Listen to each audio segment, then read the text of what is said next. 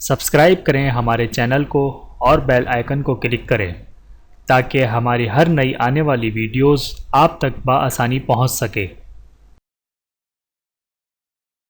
بسم اللہ الرحمن الرحیم۔ روزے کا مقصد تقوی و پرہیزگاری کا حصول۔ بسم اللہ الرحمن الرحیم۔ یا ایہا الذین آمنوا کتب علیکم الصیام کما کتب علی الذین من قبلکم لعلکم تتقون۔ القرآن سورۃ البقرہ آیت نمبر 183۔